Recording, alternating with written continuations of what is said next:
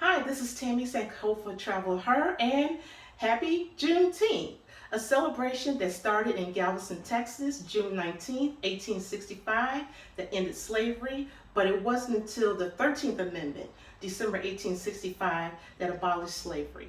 To learn more about Juneteenth, go to JuneteenthLegacyProject.com. This here is my beautiful display celebrating Juneteenth, and I'm going to have you come in a little bit closer so I can talk to you about each item that represents Juneteenth.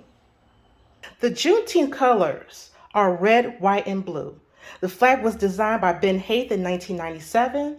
The red, white, and blue represents the enslaved ancestors who were Americans, and the country is just as much as theirs because our enslaved ancestors built this country. So if you look at the center of my display, the star in the center represents the state of Texas. The bursting star represents new beginnings for the ancestors who were freed in Galveston.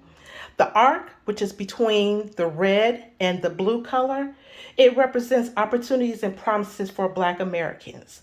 So you can still display the Pan-African flag, but just remember that the official Juneteenth flag, which is here, is red, white, and blue. In the center, we have the U.S. colored troops. Over 10,000 U.S. colored troops were instrumental in delivering and enforcing the order that the slave owners had to free their enslaved immediately. So they were very instrumental in disseminating the information. Next here we have the Mount Rushmore of Juneteenth. And we're going to start here with the late former state representative in Texas, Al Edwards. He was instrumental of making Juneteenth a state holiday in 1980. He is known as Mr. Juneteenth. Here is his gravesite. Al Edwards passed away in 2020. Next we have Miss Opal Lee. She is known as the godmother of Juneteenth, and she was instrumental of making Juneteenth a federal holiday. Next we have Mr. Sam Collins. I call him the griot of Juneteenth. Next we have the food. And so the color for the food of Juneteenth is red. And the red represents the blood that was shed and our resilience. So you see here, I have some rib tips and some red beans. And then I have here some red velvet cake watermelon.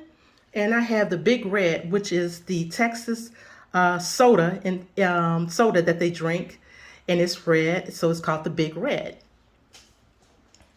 And I love educating young people, so I have some Juneteenth children's books, and I have a Juneteenth activity book.